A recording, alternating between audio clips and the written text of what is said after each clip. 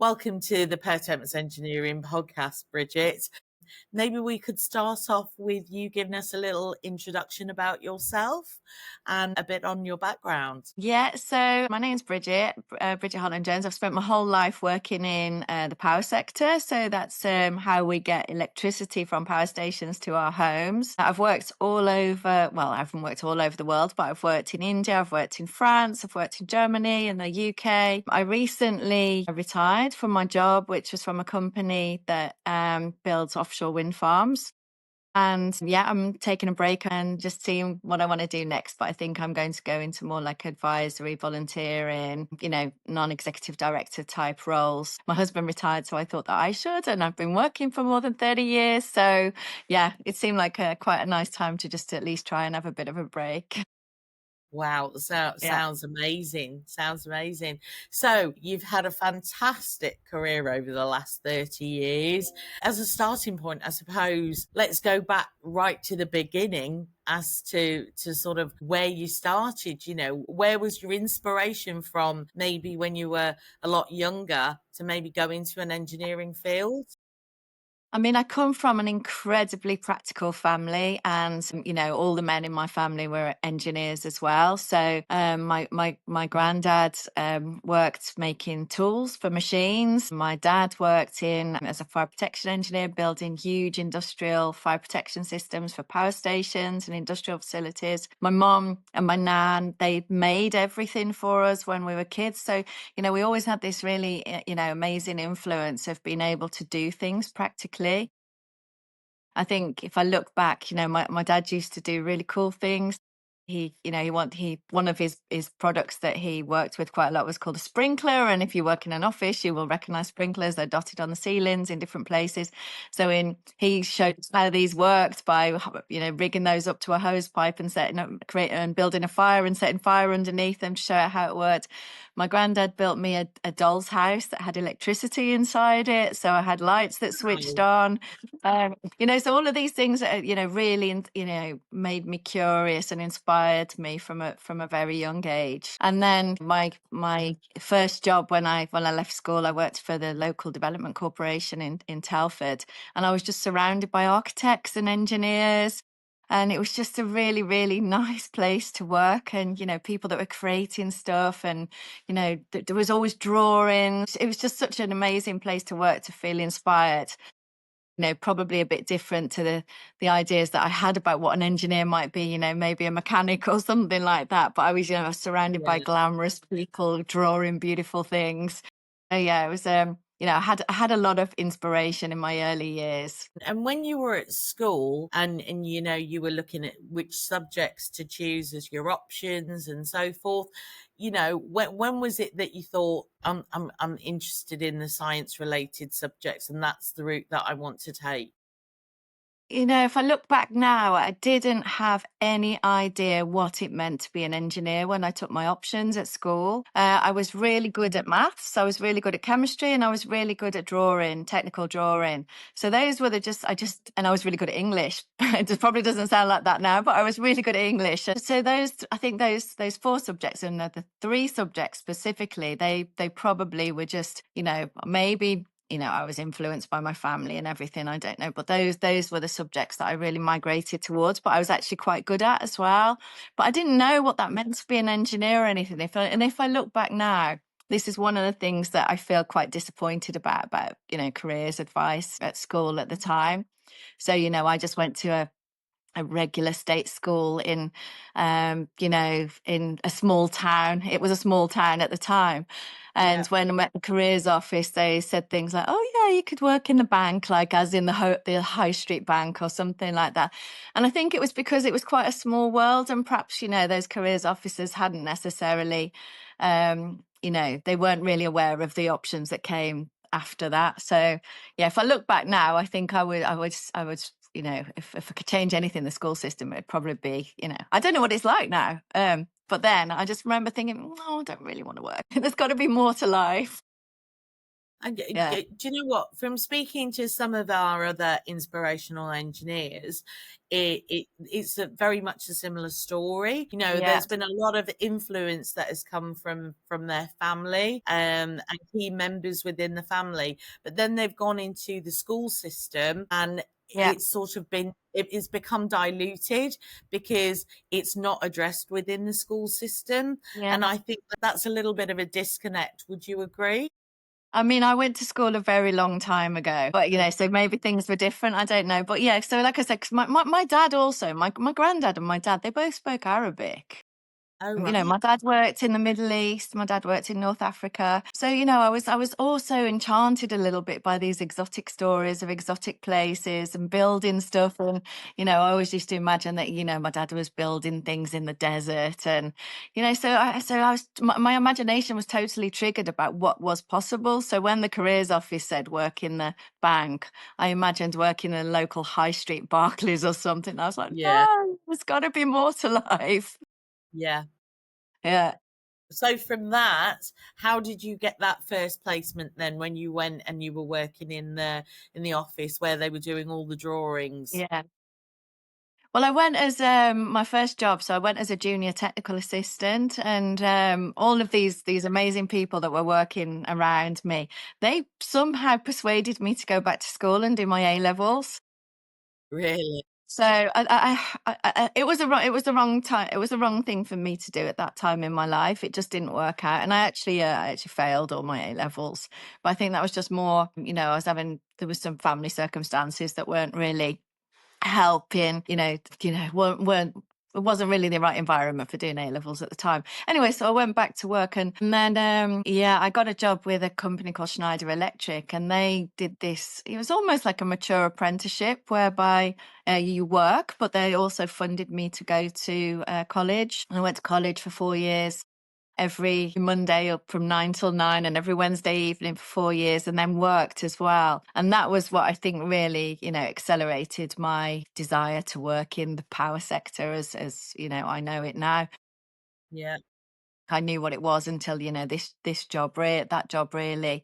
And then it just went from there. So I got a qualification.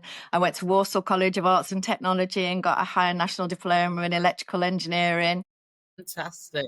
I didn't go to university, but I so that I did, I guess it was more like a technician's qualification. I had so much fun at Warsaw College. I was the only girl in the course for Interesting. the 2 years that I was there. I went to Shrewsbury before then and then to Warsaw. And I just had the best time, really.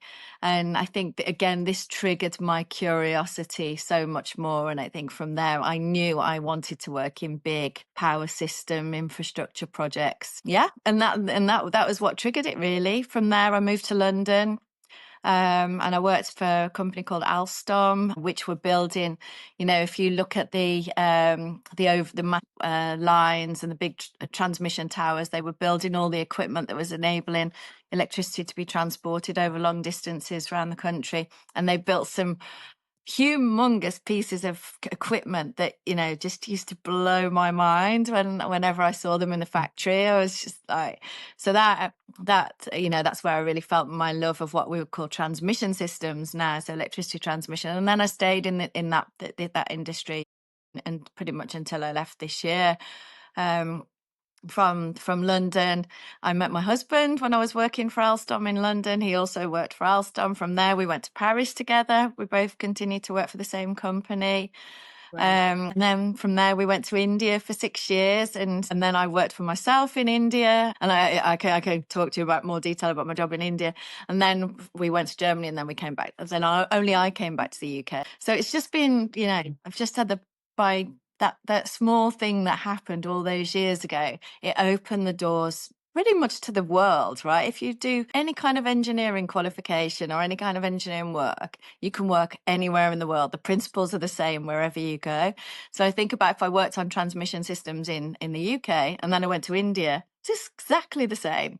Same Yeah. problems, same equipment, same, business organizations. It's totally transferable, and it was so easy to work in all those other countries. And that sounds just fantastic, when but I do believe, I think there is this lack of knowledge. I don't think people just understand the true Uh, variety and scope of roles that are available within the sector. And yeah, as you say, you've gone from being offered a position of working within a bank to going to a drawing office to then yeah, going to the power sector. yeah, And yeah, the world's your oyster, as they say. I mean, were you involved in a lot of the technical aspects within the role that you were doing? Were you involved in yeah. drawings and I mean, my industry is, I'd say it's still a little bit snobby. So if you want to be a pure hardcore engineer, you probably need to go to university and get an engineering degree. And I think, I mean, we're trying a little bit now. We're trying to get people more from commercial world back into technical world because there's such a shortage of yes, engineers. But yes, the time that I've worked there, there's been a little bit of snobbiness about actually you probably should have gone to university if you want to have a pure engineering job. But that's not to say that I feel that the job I just left was the best job I could have ever had in the world. And I don't, when I look at other people's jobs, I don't think that their job could ever be as good as mine was because it was just such a mix of commercial, technical, regulatory, finance, everything. And yeah, I thrived in my job because I was a kind of jack of all trades, but I yeah. would have called myself like an end-to-end energy system integration expert. And Wow. my colleagues and there'll be a lot of people in my industry in the UK that probably say there isn't many people that know about how to stick stuff together end to end than me. And Yeah, that's because I've had that experience of commercial, technical, regulatory, finance. I knew something about everything without being an absolute purist in any one of those subjects. So I think, if you want to go and be a hardcore engineer and calculate and, see that thing being built in future, then you probably should go and get an engineering degree. But if you want to have like a more practical role, then it's always good to go through the MVQ, or I guess it was HNC, HND then when I did it, but I guess it's MVQ now. Because there's so many jobs. If you want to go and work offshore as a technician, flying around in helicopters, hanging yeah, off like wind turbine blades, which is for an amazingly cool job.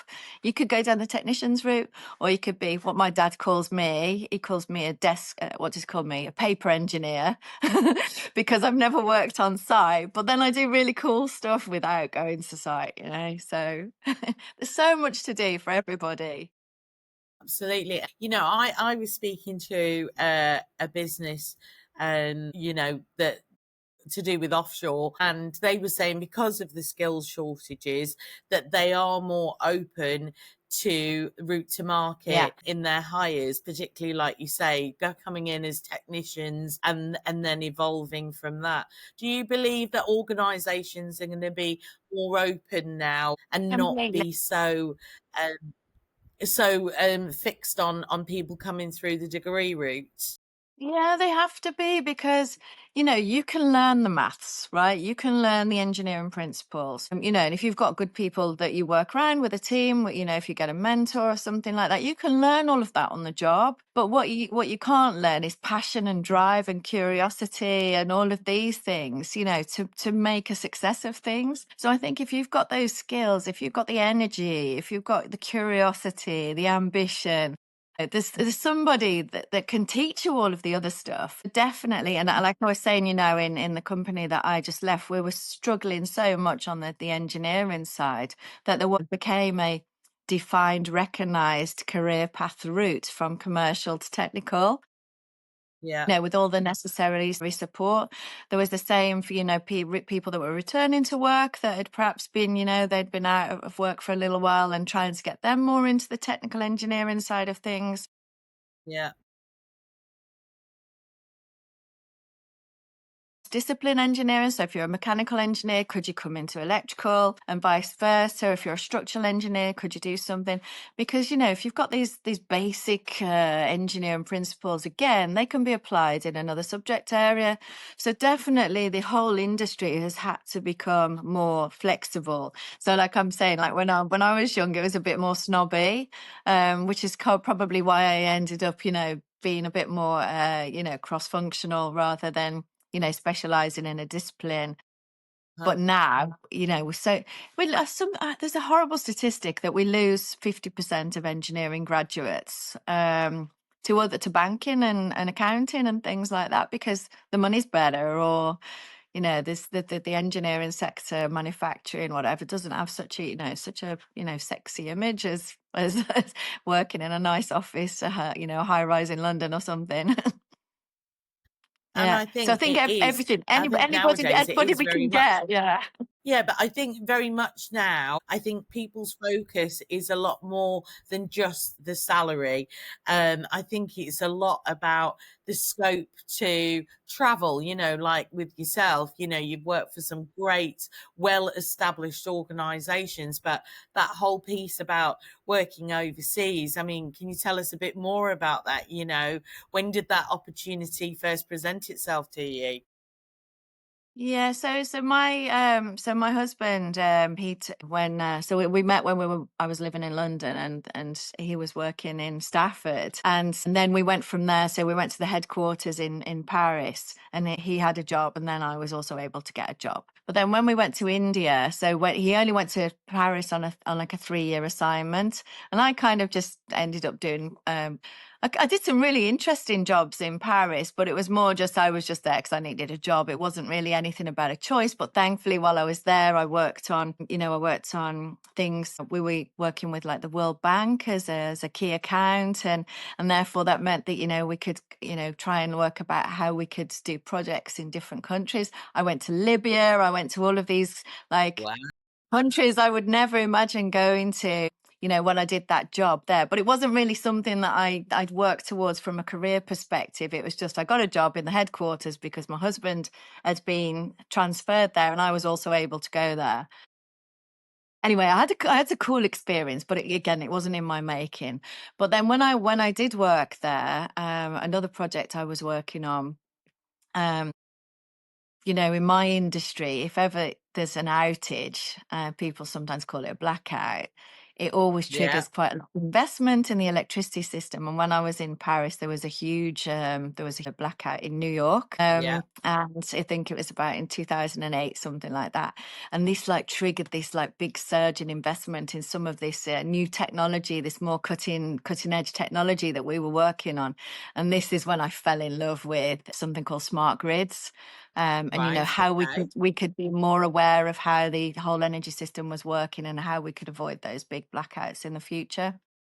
Anyway, so my husband's job finished. He was only on a 3-year assignment in Paris, and they basically said to us, where do you want to go next? Do you want to go to Dubai? Do you want to go to the US? Really? Do you want to go to China, to Shanghai? Do you want to go to Delhi, or do you want to go home? And we just said, both of us, without even thinking about it, we said we want to go to Delhi. So we went to Delhi. He had a job there. You know, he went as head of the business. The job was to like hand it over to the local team there eventually, but you know, it was to establish the business properly. There was a lot of, you know, we'd been taken over by another company and everything, so he needed to sort all of that out in Delhi and then make it in a good shape to be able to hand over to and be managed by the local team. So again, it was only a fixed term assignment, but I didn't have a job when I was there, so I just went around to conferences and just went meeting people, and it's probably the most liberating time of my life from a career perspective, because I just met so many people that I wouldn't have normally met if I was just on this like career trajectory. And Yeah. eventually everybody kept talking to me and saying, we'd like to give you a job, but it's difficult, you know, with a visa situation and everything. And I was completely fine with it. So I did quite a lot of free work. I did some work in to support an MBA course. I did some free work for the government. I did some conferences. I made friends with a guy that was running conferences, and he always let me open and do the keynote speech at the conferences. So then I met loads more people. And then I was just really struggling to work. And I was thinking, okay, maybe I'm not going to be able to work. Maybe I'm just going to have to do yoga and tour around India. And I met a woman actually at a party, and she said, do not despair. You need to meet this guy. He will help you. Basically, you've just got to set up your own business and work as a freelance consultant. Don't take a salary. You won't need a visa, and you just take a dividend from the business. So that's what I did. And then I worked for the next 5 years in India. Sorry, the next 4 years in India independently as a freelance consultant. And I went Consulting on everywhere on these like smart grids. So working with the government on how to, it was very much about how do you give access to electricity to more people? How do you make electricity affordable? How do you make it so that, we can match how much electricity we produce to how much is needed? And I went everywhere. I went in the coal belt, the steel belt. I went into rural India. I went all over the place. I worked for the government. I worked for a regulator. I worked for private organizations. I worked for a steel company, one of the biggest industrial conglomerates in India. I worked for Tata Power, who was in a utility. I worked for a commercial, publicly owned electricity company. I had the best time in my life. And like I said, this is what was really liberating for me in my career. And I think this is what really made me, this decided the way, the direction that I would take my career afterwards. It always had to be about access to electricity, affordable electricity, and renewable energy. And those three pillars are what guided me for the rest of my career after that. And then I had a funny thing. I got a little bit tired of working on my own. So I joined Siemens, huge German engineering company, when I was in India. And I worked in their factory for a year. And then they also employed my husband, but his job then had to go to Germany. So we both then moved to Germany, and I just transferred my job to Germany. So I was still responsible for India and South Asia in the role that I was doing, but I was just doing it out of Germany instead of out of Mumbai. Yeah, so that was the best part of my working life ever, right? There's nothing that can be comparable to that, I have to say, I'm so envious the fact that you've had such a colourful career and how you've shaped that as well, like from when you were talking about being in India and Yeah. finding a pathway for yourself. I mean, that really is great, Yeah. and very inspirational. What was it like working in the different markets, outside of the UK? It's really funny. So my happiest time working, I mean, working in a headquarters of an international company, that's really exciting because you get the whole world view of a business. So the work in Paris, that just gives you this huge, big picture of corporate life and, especially in a big global company. So I think I would say to anybody, if you ever get a chance to work in a headquarters of a global company, you should take it because it just gives you this big world view. The other thing is, like, working in India for me was just mind blowing. There's this whole stereotype, right? It's a cliche. In fact, you've got these huge, massive transmission lines crackling, sending electricity from A to B over a village that doesn't have any electricity. And in that village, because they don't have electricity, the children can't do their homework and things like that. So you see this huge disparity of possibilities. And that's what triggered everything in my heart that, I really, really want to be a person that makes a difference, that improves everything for everybody. So that gave me my social drive for the rest of my career, really. But that working in India it was amazing. It was absolutely amazing. And I didn't, my basic starting principle was I wouldn't say no to anything. I would just try to see if I could do it. And I was so brave and so bold. I look back now and I'm like, wow. Yeah. Would I do that now? I don't know, because now I'm a bit older and I'm not as brave. But that was amazing. And then I worked in Germany for Siemens for the headquarters. And again, that big global view with a big engineering company, that was good. Working with German people in the headquarters was a really funny experience. I mean, he sent me to the UK for a year. He said his words were, "They have no idea what they're doing. Get your A over there and sort that S out," right? No, Yeah. there was no negotiation, nothing. It was just you go now, and we'll sort everything else out. And they did. Right. And then I worked for Siemens in the UK. Now. It just wasn't, that wasn't. So it's not all good. There was some things like I worked there, and culturally, me and that organization didn't fit together. So I was very quick to leave it. I think I decided to stay in the UK because my mother-in-law was sick, and one of us should have been here.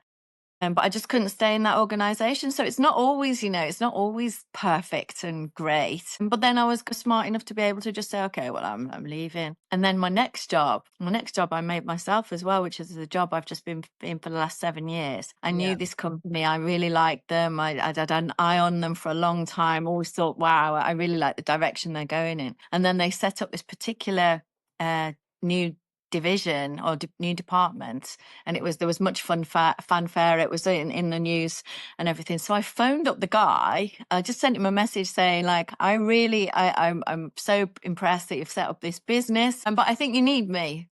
And he said, come for an interview. And then that was it. And that's how I got the job. So I actually went and got that job that I wanted. So I was very proud of that as well. Yeah. I just love that. They're a real go-getter. Yeah. And is But that the again, that school? was driven by necessity. So I really was unhappy where I was before. I really liked the idea of working for this company. I thought I've got nothing to lose. So I just really went and try and got it. And so again, that would be my advice to other people would be just try and find some courage to go and get the job that you want. Yeah. Yeah, absolutely. And that was your last role, was it? Yeah, so I've been in that company for 7 years, and I'd had three different jobs, been promoted twice while I was there. I left on a really on a high, probably, if my husband wasn't retiring, I wouldn't have retired, that's for sure. But, I had massive FOMO of him not going to work every Really? day. Yeah. Yeah. And again, that job, I went from one job to another and kind of was in a position that I was able to create the next job and the next step. And, just and I think having that worldly experience and the different, disciplines and everything, it meant that, my bosses really trusted what I was saying because they knew it was coming from a lot from experience, but also a lot from my heart that, this was the right thing to do. So along this incredible journey that you've had, which, where you've created these fantastic opportunities yourself, um, how did you find the representation of females across those businesses, within this sector? Were you quite isolated? Were there others like you? Oh, it's been shocking, honestly. So if I think about, my first job in Alstom, it was just so actually in Schneider Electric, I was only working with guys. So the only other women in the team would have been like the secretary of my boss. When I went to Alstom, we were a team of 47 and I was the only woman. I was the only woman when I was at college. The sexism and the language that used to be used when I was younger was awful. It was shocking, some of the things that people used to say. And I know now, nobody would stand for that anymore and you wouldn't be able to get away with it anymore either. So I really appreciate how as an industry, at least that language and that behavior is a lot better than it used to be. And I think Yeah, as you get older as yeah, well, you tolerate less. But if I working in renewable energy, it's a lot more diversity in renewable energy because you've got a much younger workforce. I think if you look at some of the older engineering companies, it's got a little bit of a dusty old image yeah, sometimes, but renewable energy is very young, very dynamic. You've got the hardcore engineering backbone and building big projects and everything, but you've got a lot of young people and you've got a very diverse workforce there as well. And I think people come into that industry because they want to work there, because they want to make a difference. yeah, Um, yeah. And because it's such a growing industry as well, they need everybody. So again, I think that means that, you've got less opportunity for older, more established bosses to just employ their friends and things, because they know they need to widen the net because the workforce needs is expanding so rapidly. What would you be saying to particularly females that would be considering or wanting to go into the engineering sector? What would you say? Because you're actually really confident, and you put yourself out there. There may be individuals that may not be quite as extrovert as yourself that would like to work in the sector, but would feel actually quite intimidated being the only female within a particular department. I mean, what would your advice be to someone like that? I mean, I'm confident because I'm old, right? So I'm just thick skinned now. I've been, I've been through it all. You really need a network, right? You need a network of support. And I think, women like me, most of the women like me in our industry, everybody I know will help people, right? So I would find, if there's you need allies, right? So if you need a network of people that you can rely on for different things. Yes. If you need someone that needs to give you some CV advice, or someone that needs to give some salary advice, or someone that just needs to give you some interview advice, there's always different people that you can have in your network. Like in my network, I've got my favorite engineer, I've got my favorite finance person, I've got, my favorite HR person that will be able to give me advice in different Yeah. situations, because I've Uh-huh. built that over the years, and it's not so easy when you're starting out. So I would think, if there's an industry you're attracted in and you're a woman, find a senior woman in that organization and just reach out to her. I will help anybody in my industry, right? I support all different kinds of networks, like women in energy storage, women in utilities, all these kind of things. And I would help any young woman in my industry. And I think it's the same for most women of my age that are in, in kind of like engineering environment. We will help everybody, because we just want, we I just want people to have the joy that I've had of working in this, had the career that I've had. And I would love to be able to help other people in that journey as well. And we Yeah, need to attract more people, because we've got such a skill shortage in every engineering discipline. We've got to make it absolutely. happen. Absolutely. And, we've been speaking to some real inspirational females on this podcast. But, obviously we're not just focused on the females. In the industry as a whole, there is a Yeah. massive skills shortage. Yeah. And I suppose we just need to help make it that as glamorous as maybe some of the roles out there. Wouldn't you agree? Yeah, and I think I'd happily help women, but I'll happily help any young person. And again, I think it would be the same for anybody in senior roles in most of our industry now, because we recognise we just need to attract young talent into our industries, whatever it is. And I think, as women, if you've got other diverse characteristics, then you probably face similar problems. So I think, reaching out to a woman or anybody like that, be able to get, similar advice and support. But again, all young people, we will help. We need to. So I believe you retired in March. Is that right? Yeah. Did you Yeah. retire in March? Yes, yes. So what have you got planned, for your retirement? Are you still going to be involved in, anything from your career or Yeah, I think so. So my so all my friends and colleagues with in the industry were very shocked when I said I was retiring, because I think they know how much I love working and doing what I did. So I kind of, promised myself that I would at least take the summer off, and I've had the best summer. Like, not working for 6 months has been amazing. what have you been doing? But oh, just traveling, seeing friends. We've been we've only been like traveling in Europe really, but we've been traveling, staying with friends, been Germany, Poland, France twice. It's been really, really nice to just have that freedom and not think about anything.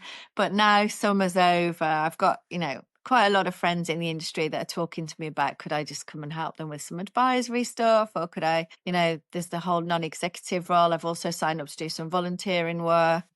So yeah, I think I'm going to work part-time. My corporate days are done, that's for sure. But I'd like to be able to focus on, I feel more than ever, I need to lean in to help support the journey to net zero, because there's a lot of backlash against it now. And I think Yeah. we have to be, we need everybody that can to roll this, everybody that can and believes in it, to roll up their sleeves and, help make sure that backlash doesn't gather any momentum. So I really want to continue to support that. I'd like to do something to help people, with the whole social mobility, getting into our industry, that kind of thing. And I'm really interested in getting into some kind of, the data world around energy, because, that's something I Okay. don't really know about, and I'm still very curious to learn. So let's see what happens over the winter. So it doesn't really sound to me like you are retiring. You Yeah, but may I'm not going to be do getting. part time. Yeah. I know, but it doesn't sound to me. It sounds to me like you're getting very involved in other little projects which could develop Yeah. by the sounds of it. Yeah, for sure. I mean, I don't, I don't want to work for full time. My corporate days are done, but there's so much other stuff that, I can do. So I'm looking forward to getting involved in a few smaller projects going forward.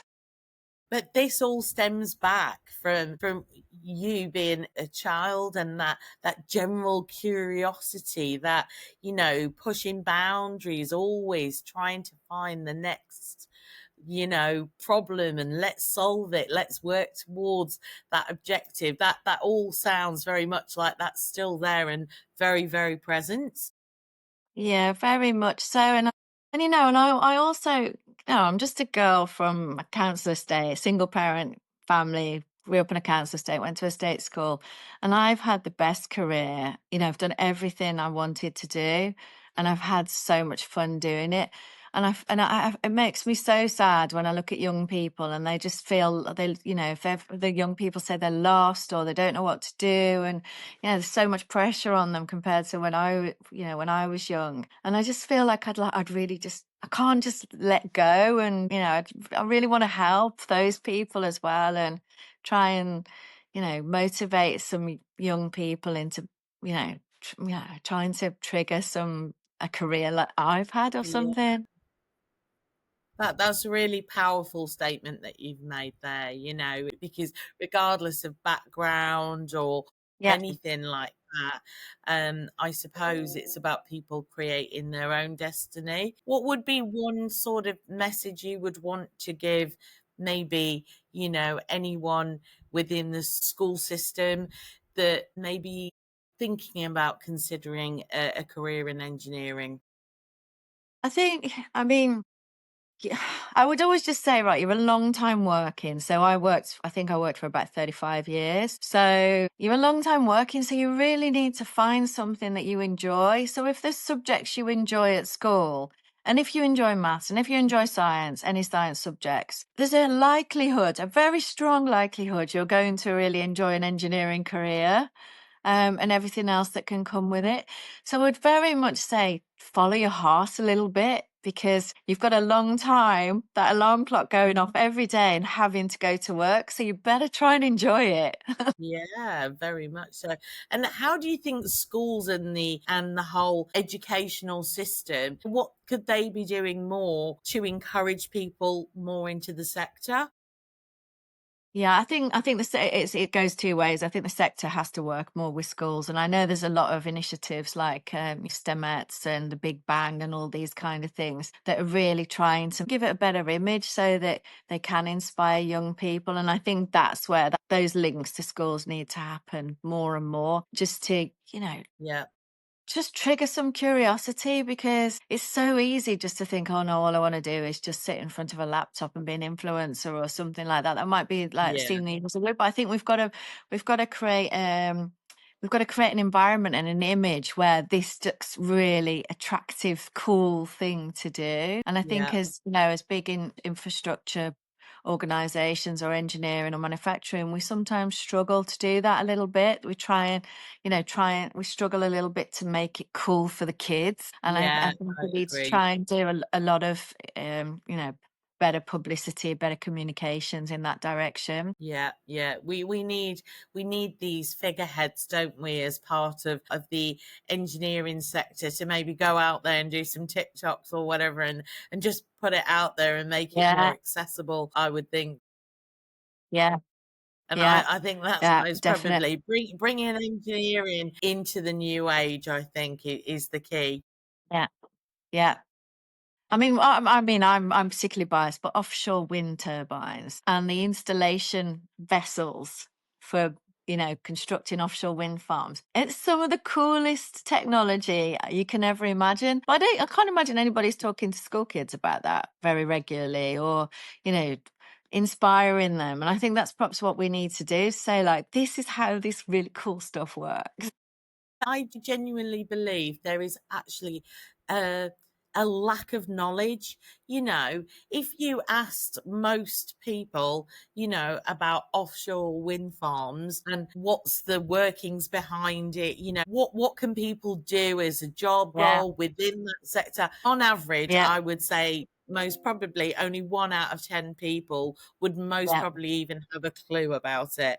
And I I agree. think that and I have to say, I really strongly believe that it is a general lack of knowledge as to why people aren't applying for roles within the sector because they don't know about them. Know what they are, or they're just not taking the right career choices, like when you say they're choosing their options or choosing their A levels or whatever, and just not having them the same as me. Perhaps not that much has changed. I hope it has, but the same as me when I was that little kid being told I could work in a bank. Like, I think that's exactly the time when I would have loved to have heard, oh, you could go and work offshore. Yeah. Yeah. But when you worked for those big organizations like you mentioned before, like Schneider and Alstom, what sort of measures were they taking, being the sizable organizations that they were, in terms of that talent pipeline and attracting, new people into the business? There was none when I was young because it wasn't necessary, because we're not having that much growth. Yeah, But now the growth is the acceleration of growth is huge. So I think yeah, now, is really, before COVID, everybody was like, oh, we need to do more D&I stuff. And I think after COVID, people were saying, oh, yeah, value our workforce. We need to do more D&I. And I think now it's still started to go a bit downhill. yeah, Easily organizations can hide behind what's going on in the US and things like that, and this really breaks my heart, that we should behave like that, because we need diversity, we need to expand, we need to grow the workforce, and we need diversity because we've got to do things differently. And if you want to do different things differently, you need a different perspective, you need different ways of yeah. thinking, otherwise we just keep doing the same old rubbish forever. Yeah, so I think this, it's we've got to change. We've got to accelerate. I can't remember the growth numbers that we need just in renewables, but it's huge. It's absolutely Yeah, huge. If we're yeah. going to hit net zero in the UK, the amount of new jobs we need or new positions we need every year is absolutely huge. But talking about diversity, do you think it is just a UK wide problem or is it a worldwide issue? Because you've traveled and you've worked in lots of different countries, talking about the representation and the DNI piece, what is it like in other organizations?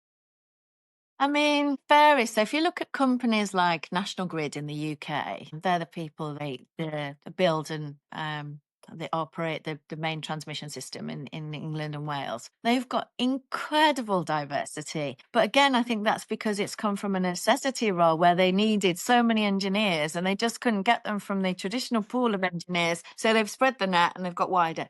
And that's, for me, that's probably the best example of diversity. But then if you went perhaps Yeah, more to a traditional energy company, then it's not so good. So it yeah, very much varies. And I think it is an organization culture that drives it rather than, because even when you get, we have the gender pay gap every year. And it's disappointing every year. And organizations can just sit there and go, oh, well, we haven't got the talent pool to access, blah, blah, blah. And I find this extremely disappointing because I feel if there was a real drive, it would come from internal and it'd be cultural and they'd make an effort to make it happen. Yeah. Yeah, really interesting. I can say all these things now. I don't work for anyone. Of course you can. Of course you can. But like, for example, in India, again, much diversity in terms Yeah. of the Well, workforce. there wasn't many, obviously, non-Indian workforce because the pool of talent for in India is massive, but the gender balance was very good, especially in electricity companies. Was it? Yeah. Well, that's really, Yeah, really yeah. positive to Yeah, hear. yeah. Yeah, Yeah. yeah. So And I think that that's that really comes good. from, again, I think that's more like that's driven from a family thing. So, and you see this in quite a few countries. So if the family's funding the education of their child, they expect them to be a lawyer, a doctor, Yeah. or an engineer. So that means Yes. we get a lot of Yes. engineers and a Yes. lot of people go to engineering college. So the talent pool's big then. So you do get that diversity. So that's a very interesting point because it all stems from parental down to, the values and how that is worked through the system. And so it has to begin from Yeah. somewhere. And that is I think from, I suppose, yeah, yeah, I really, think really interesting. So family and school, the family and school are the two things. So, that's where you can really trigger some inspiration or some curiosity around engineering. And if they're not getting it in the family and you don't get it, if you're not getting it in your family and you don't get it at school, then I think it's really hard then to understand much later on. who do you think have been your mentors, as through your career and from starting throughout your career? I've had so many. I've never had a formal mentor. Again, it wasn't a thing when I was young, and I've been a mentor, but I've never had one myself. But I've always had allies, people that have supported me, and generally they've been men because there wasn't many women in my industry. But I've always had like men that have really, helped me in my career. And that's not just a man that'll help you with advice, but a man that will, promote me as well to their circle and things like that. So it's really important to get, not just someone that you can rely on to help you, but then someone that will speak about you to other people and, promote you in other circles as well. Amazing. So you obviously know about pair temps, you have a good friend who's the director for the company. Yeah. What advice would you give us as a business? Because we have a network to so many different businesses within the sector, and Yeah. and we potentially can influence a lot of what is happening out there in industry. What would your advice be to us as recruiters going out to companies? Yeah, I think it's just trying to encourage them to widen the net really, and I think one of the things that we spoke about earlier about transferable skills, i.e., not just think about they need to come from this engineering, they need to have gone to this university, they need this qualification. I think it's trying to explain to them that there's many transferable skills either from other disciplines or other functionalities as well. If somebody's good at finance, they're probably going to be quite good at some engineering things and vice versa. So if somebody's just curious and passionate and wants to work for an organization, you should let them try because generally Yeah. they're bringing some passion from their heart and they'll just work to make sure that they're a success. Yeah, Yes, I absolutely. think it's just think differently, think outside the box a little bit. Don't think within the boundaries of what you would always normally consider to be the appropriate profile for a candidate. Exactly, exactly. I think that's such a powerful message to leave us with. Anything else you would like to tell us? Anything inspirational you want to leave for maybe some of our younger listeners? I think it's just follow your heart, honestly. You're a long time working, follow your heart and try and enjoy what you do from day one. You have to put the effort in yourself as well. Nobody's going to give you anything. I was going to say, listening to your journey, wow, what can I say? What a journey. Do you look back on it and think, I can't believe how blessed I am to have done everything that you've done? Completely. I feel so privileged and so lucky. And I know that I've always worked hard, but I also think, there's been a lot of chance and luck that's like opportunities have arisen. But I've been curious enough and lucky enough to be able to just jump in and try everything. So yeah. Yeah. But sometimes I can pinch myself and think, wow, I have the best job. I left the best job anyone could ever want. Yeah. Oh, well, do you know what? I'm sure you are still going to be making an impact on the industry in some way, shape, or form, because there is no way that you're literally going to now while away your hours just, I don't know, No, doing nothing. You don't seem that type of person to do that. But it's been no. lovely chatting with you today. And, your story's been great. You've left us some real good insights and a powerful message for all our listeners today. So thank you so much. Thanks, Guy.